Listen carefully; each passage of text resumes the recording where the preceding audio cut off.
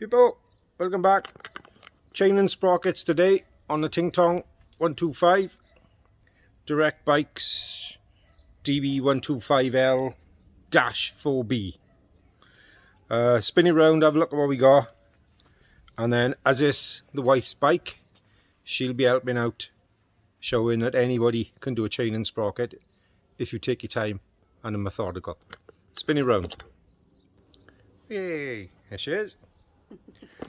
Right, so we got front sprocket, chain, rear sprocket. Now all these parts have been bought from Chinese parts online here in the UK. I'm not advertising for them, it's just that they do carry a lot of stock for these bikes and they are reasonably priced. I think all these three came to less than, I think it was 24 quid, 25 pounds, so it's at about $30–40. So basically we'll get some gloves on, get the camera set up, and on the first job we'll be taking the chain off. Stay tuned. Okay, so the sprockets are not too bad on you, they're not hooked. They're not too bad really, but chain's a bit loose and gunky, and I don't know if this is the original chain off the bike. So anyway, I've spun the chain round and we've lucked out a bit because we got a split link. See that? Already on you. If we didn't have a split link, then you've got a couple of options. You'd either have to cut through the chain with a disc cutter, being very careful, or you can use chain breakers. You can grind the head off the rivets and punch those through to break the chain. Several different ways, but we lucked out. So we've got a split link by there that we're going to pop off with the pliers, and that should allow us to take the chain off to start with. So right, so we got Glamorous Assistant, and what she's going to do is, there's a couple of ways to take these off. You can either put the end of your pliers, I like using them along those pliers, on the end of the rivet there, and then on the end of the spring clip, and squeezing the pliers together, ice cream band now, and that'll pop that split pin forward. Or you can put the pliers on the edge, give them a bump, and that'll knock it forward. So wife's going to try that way. I'll hold the wheel so the wheel doesn't turn.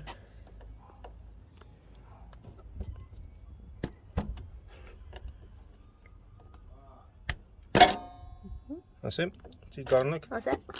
So then what you'll find is, once that's come forward, is you can get your pliers in there, wangle the split pin forward. That's it. The wife got a camera for me a minute. And then that split pin will come off. That's the actual split pin. Now when we put these back on, they've got a closed end and an open end. The open end is like a fish's tail, so the fish always swims upstream towards the front of the bike. So next, we get our pliers, we put him on the rivet, and we push that through, and you can see that's opened the link at the back. So if you go the pliers at the back then, and pull that way. Like this.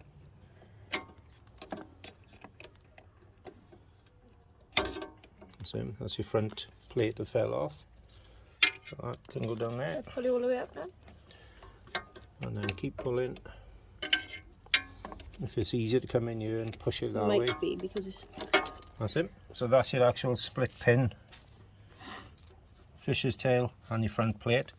So that chain now will come off. So lift him off there, and then we'll have to take the front cover off is the next job, and then take the chain off. Chain is off. Next up we got two bolts covering the front sprocket. One up top is carrying an earth cable, and then the second one is hidden just behind the clutch pedal. So it's an 8mm bolt. So we're going to have some loosening action. Doesn't matter which one you start with. Right, so that's going the wrong way, so flick the little paddle. That's that way. That's it. So it's always righty-tighty, lefty-loosey. That's it. Clockwise to tighten, anti-clockwise to loosen. Once you've got him nice and loose, if you press that button and take that off, that's it. You can use that on its own then, you find it easier. Not better. Now these can be different length bolts, so what you can do is when you put them down, is put them in sequence, put one bolt top, one bolt bottom, or if you've got three, put them in sequence. And then obviously the earth cable is going to come off as well. Watch, is not a washer in front or behind, not on this one. So that bolt now can go down on the floor, and we pull out the top, and this will be the bottom. So second one. Don't put that back in. Yep.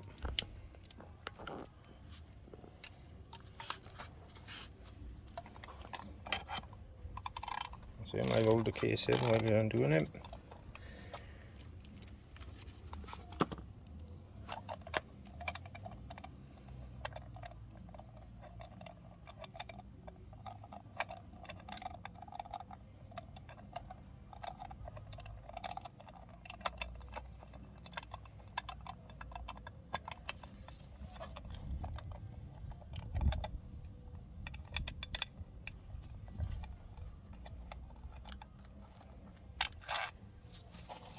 So that's going to go on the bottom. You can see the different lengths. Longer one is on the bottom, short on the top. We're going to lift the casing away and give that a clean up as well before we go back on. Put that out of the way. There's our front sprocket. So now there is different hoses for different courses. You can put the chain back on and hold the chain to undo these two bolts.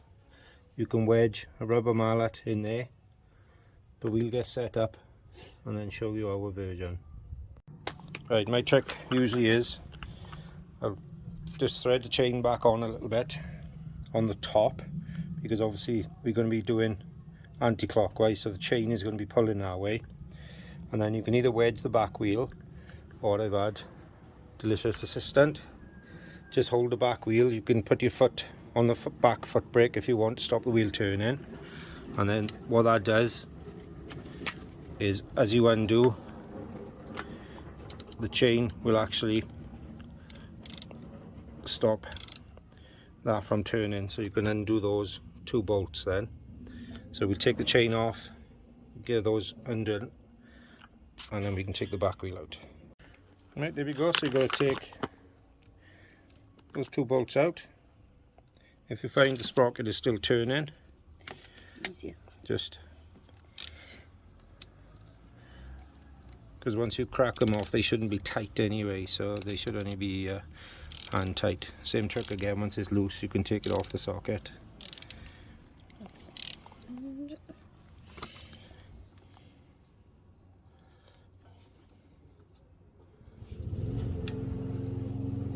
There's one. Now these bolts should be the same length.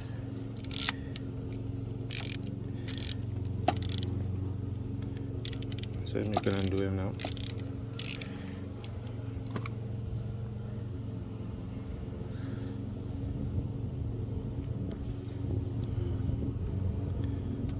So now what you'll find, put them both there, with your retaining clip, that will probably have to rotate a little way round from where your holes are to allow it to come off the splines. So if I give the camera to Joanne, you've got to turn it until you find the right spline. There you are, that'll allow it to come off. So when that goes back on, that goes on and then is turned. I'll show you once we clean this up. So put that down, and then the sprocket will just slide off the splines. Again, the sprocket isn't in too bad a condition when you compare it to a new one. The teeth are not too hooked, but for the sake of what we paid, it's worth check.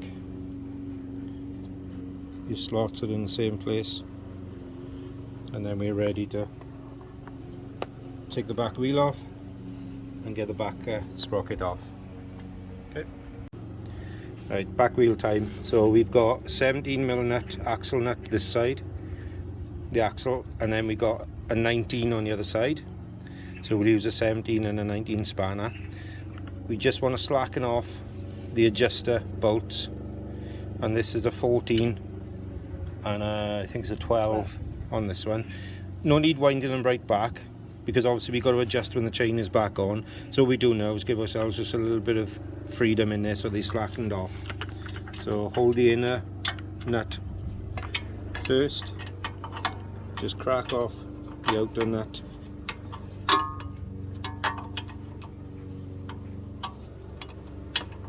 Just a couple of turns will do him. That's him. Enough. Enough.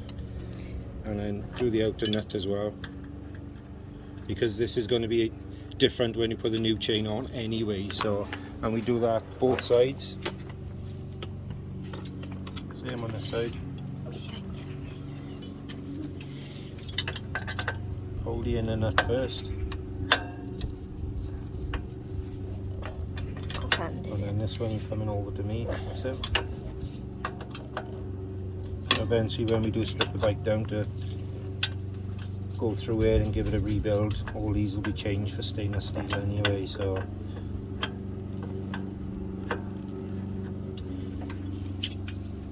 I'll do them, only a couple. Next up then is we need our 17 on this side, 19 on the other side. Use that end. Yeah. So I'll hold this side while Joanne goes on that side. Crack it up. And she's going to go up, which is, sorry, down. To crack him off. There's a lock nut as well, so you'd probably have to wind him off with the spanner most of the way. If you flip the spanner over and use the ratchet end, Easier. straighten him up. Right, so you want to flip the spanner around. Round that way. Yep. Straighten the spanner up. That's it.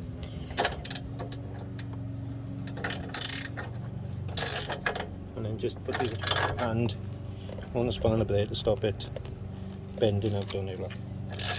Oh. And you can ratchet it in. Yeah.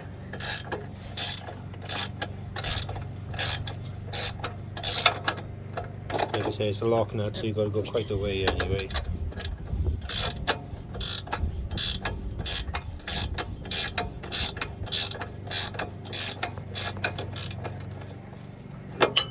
That seems to be loosening it now.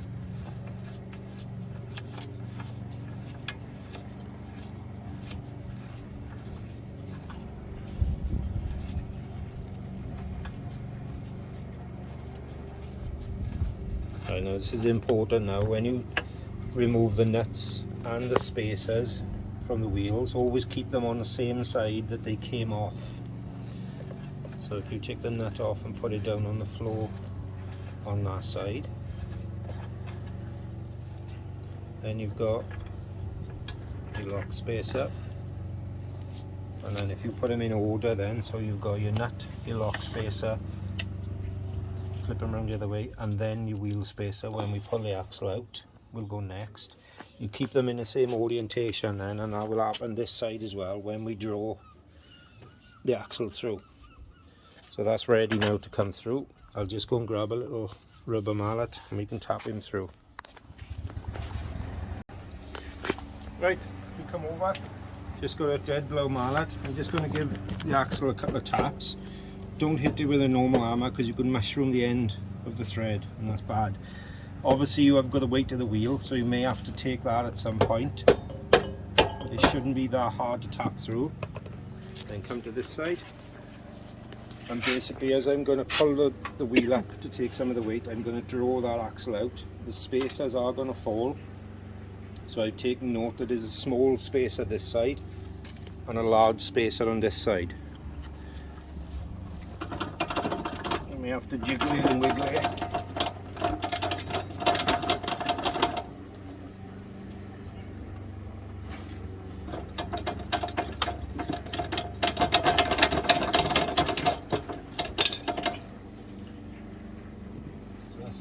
us out to that side.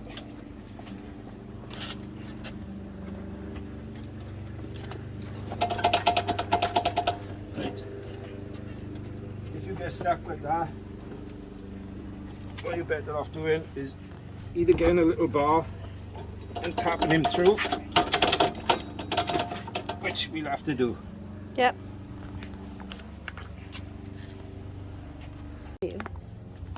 Right, so I've tapped him through with the screwdriver just to help him through, so he's almost out. So I'm going to pick the wheel up, pull him for the rest of the way. That is your axle, that can do with the clean up. Yep. So you adjust it, and then obviously the wheel is free then. Spacer's out this side. So I have the camera. On this side, obviously we've got drum brakes. So rather than having to strip off the sway bar and the rear brake adjuster, I'm hoping I got enough clearance that I can just pull the shoes with the drum out just to get the wheel out. So I'll do that and then we'll come back. Okay, I had to get the stand out, the lift, because the stand wasn't high enough. If you find that you can't get back wheel because of the mud guard and you haven't got a little lift, then you can have somebody lean the bike over, which will allow the wheel to come out through the side. Ideally though, pick yourself up a cheap little bike lift, they're not that expensive.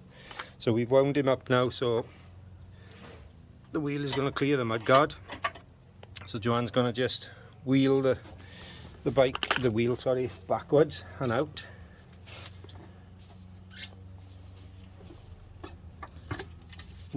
Wait. Making sure that you're not caught on the drum, obviously. Like that. And then the wheel comes out. So, like I said, we left the drum with the brake pads, the brake shoes on there. Shoes don't look in that bad condition really, so they can stay on, no need for new ones. So next up, we've got to undo 4 retaining nuts on the back sprocket, take that one off, and then before we put the new one on, we'll give the wheel a good clean, get this gunk. It is on cush rubbers, so we'll take that out and we'll have a look, quick inspection of them as well.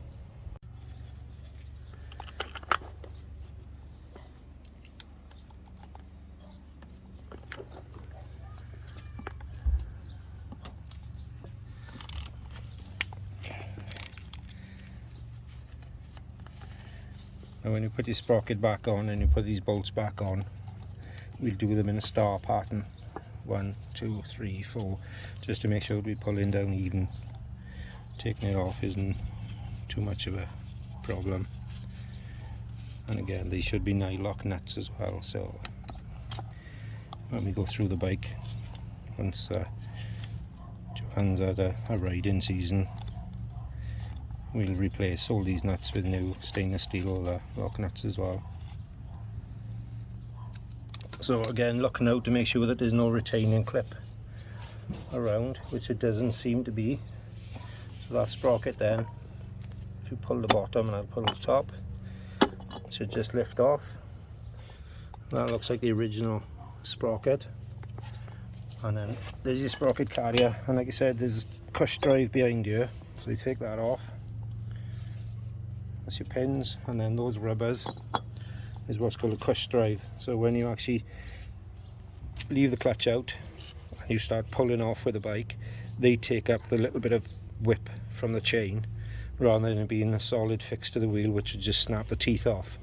This now acts like a little bit of a cushion, and that's why it's called a cush drive, because it cushions the chain. So we'll get this wheel all cleaned up, degreased, and then we'll come back and we'll start putting the new shit together. Right, so we've given the wheel a little bit of a spruce up, clean up. Like I say, we're not tarting it up too far. Just give it a degrease really. Got most of the gunk off. Same with the sprocket carrier. That's come up quite well. So we're going to drop the sprocket on, start putting the bolts on. Make sure he's seated down.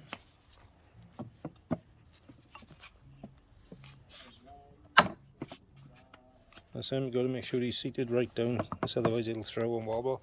And then it's just put the nuts on.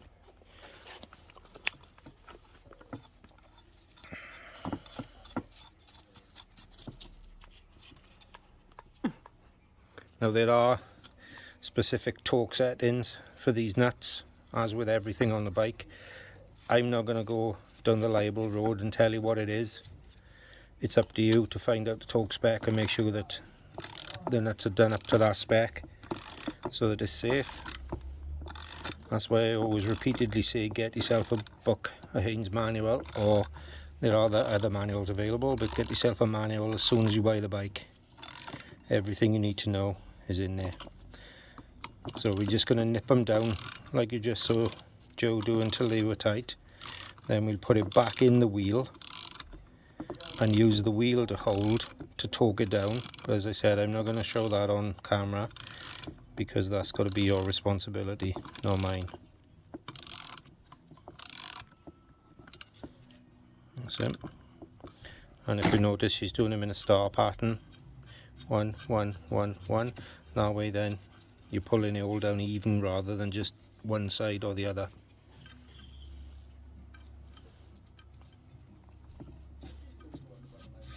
I say these nuts will be changed out once this riding season's over with. We're going to be going through the bike. She does want it customized a little bit, so we'll bring you along for that then with some videos as well.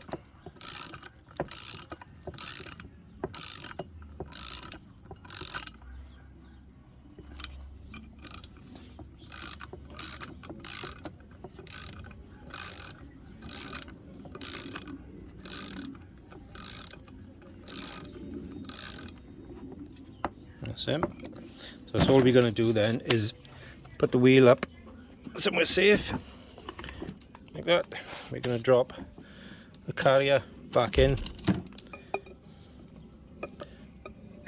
like so, and then I'm going to torque these up and then we can put him back on the bike. Alright, so we've got the back wheel back on. It can be a bit of a tussle, that's why I didn't film, because you've got to get your first spacer on. Don't forget your adjuster has got to go inside the frame if that's the way your bike is built. You've got to get your axle going through and start it onto the first spacer. Then hold the wheel up. I always put my leg under. It's on a jack, it's safe to hold the wheel up. Then feed it through, get the second spacer in on the other side. Your adjuster as well. Then your lock plate, nut, but don't do these nuts up yet because obviously we need to slide our wheel back and forth when we need adjustment. So I'm going to drop him back down now onto the center stand so we can get the lift out of the way. We'll put the front sprocket on, then the chain. Alright, so we've got the back wrapped up ready to go. So Joe now is going to put the front sprocket on. Before we start, if you look in there, if I can get in, you can see there's a ridge, a groove just in from the end of the sprocket. I'll show you what that's for in a minute.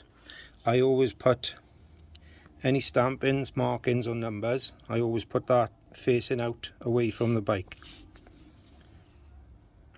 So again, it's just a case of lining the splines up with the sprocket. You may have to turn it until you find the right ones to line up.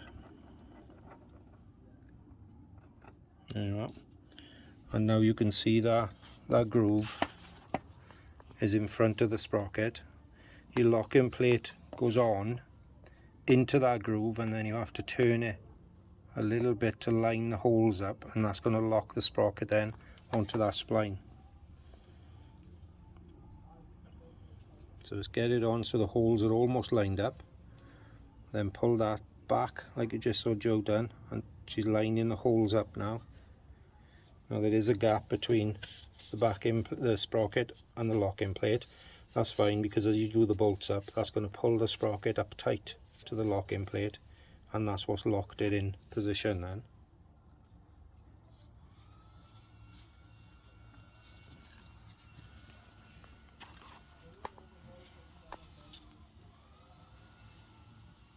Again, these are 10mm bolts. There are specific torque settings for them. Again, that's down to you to find that setting and get yourself a nice little torque wrench, because they're not expensive to buy, so you can torque your bolts up to spec. You can, I have seen people put in Loctite on these bolts, but I've never had a problem with any of them coming loose, because they are under tension from the whip of the chain. So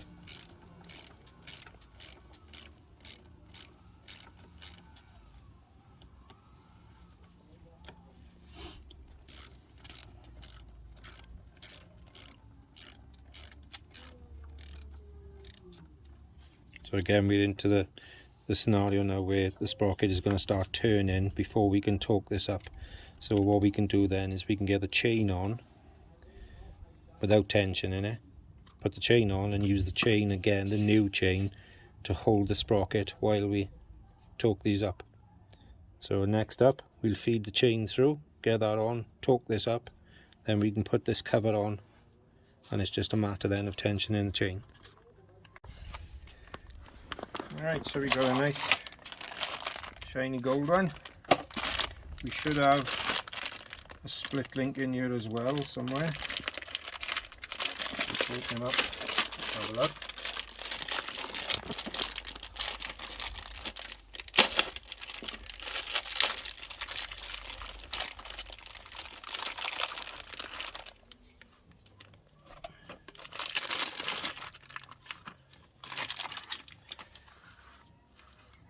Ah, goody. So you didn't come with no split link. Normally they come with a split link, but for some reason we didn't get one. But we lucked out, because we had one, if you remember, on the other chain. We got the split link, fishtail, and we need to find the link. There he is. So we'll check he goes through. Yep, so we can use that one for this. I'll just give him a wipe over.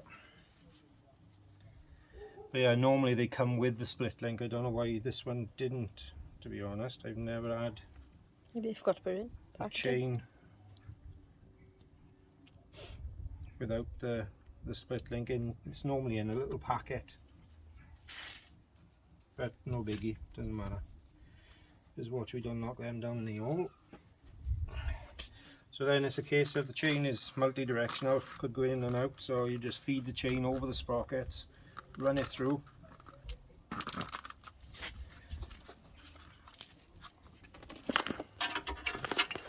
You can put a rag down if you want, so you don't pick up debris on your chain. But basically it's all you're doing is you're running it through, watching your fingers, don't trap your fingers in there, as I did when I was a child, because it does hurt. Again, it can be a bit fiddly. There's not a lot of room really to work.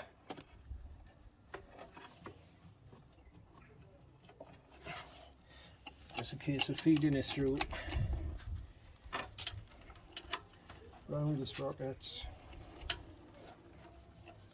back through.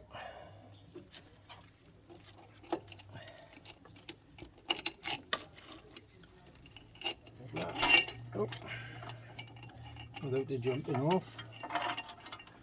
You can see everything's oily, everything's greasy, so. And then you're going to put your split link in there. You may have to bring that wheel in, so we're going to loosen off these adjusters, both sides, bring it in, and then we'll put the split pin in.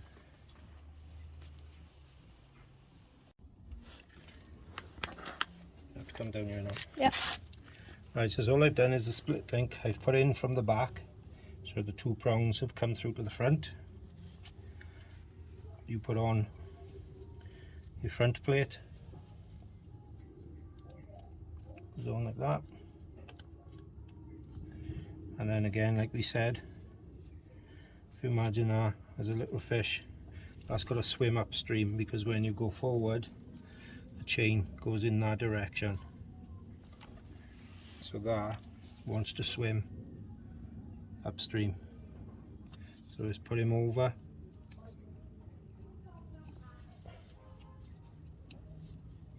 Get your pliers, and then you're going to pinch that back together. Let's see if I can do it. Like that. So then when that goes round,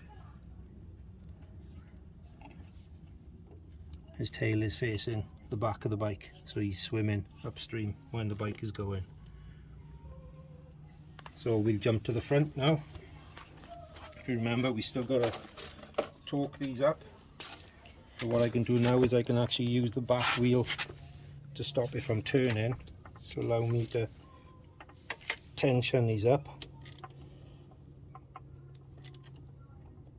like that, and then we'll show adjusting the back wheel.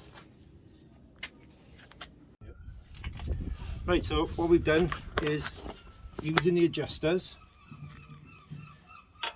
winding them in and out, is I pulled the wheel back so that we've got the right adjustment on the chain. Again, check the book to see what your chain adjustment is. We've checked the spacing markers both sides to make sure that the wheel is in line. What you do then is, once you've got the back nut pinched up and you're happy with the amount of adjustment you got on the chain, spin the wheel, and it should spin like that, nice and free. If you have any clanking or the chain is jumping, then the wheel is out of line. So that means you've got one of these tighter or looser than the other. One is wound in or out more. So that means the wheel is running at an angle. You should have, if I stop talking, there's no clinking and clanking. You've got the chain running over the sprockets, but there's no jumping. I've checked my distances as well to make sure they're okay. I've tightened the wheel nut, the axle nut. Then I'm checking the tension again and the run of the wheel, because when you tighten in the axle nut, you can actually pull the wheel a little bit either way. But this one is running good. So the last thing to do on the back of the bike is your front nut now is to lock that off without turning the back nut. So again, it's a double spanner, and you lock in the front one onto the back, so that'll stop that winding off. Do the same on the side. I'm just holding the back nut still while I'm tightening the front.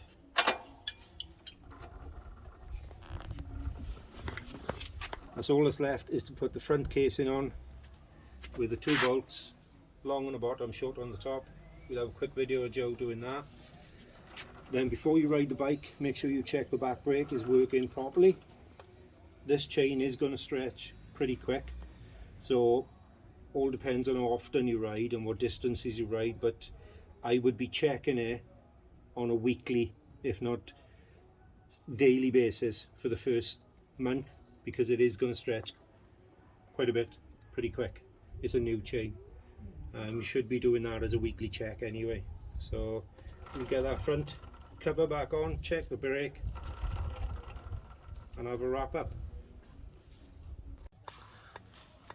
Right, so we're going to get the casing in place first, so that's all lined up. Then we got our earth. Oh yeah. Remember, you've got to put that earth through the bolt first. You'll definitely do this. I got the casing.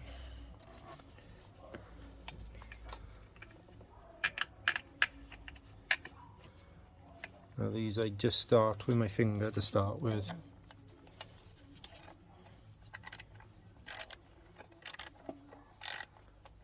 Like that, that's enough.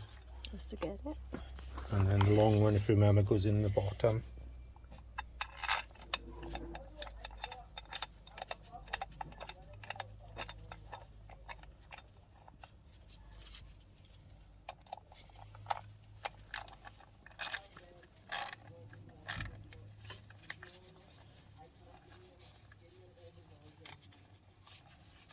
Use the ratchet, don't keep turning around. You find this easier.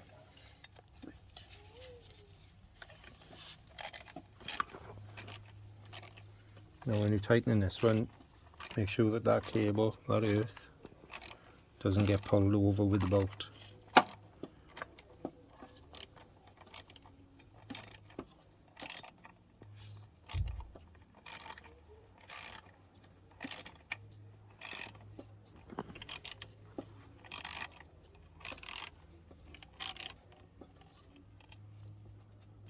Then go the cable. Okay.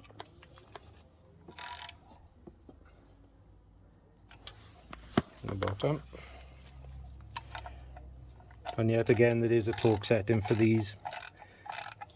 You need to read it up in the book, but they are only 8mm bolts, so be careful you don't overstress them because they will snap pretty easy.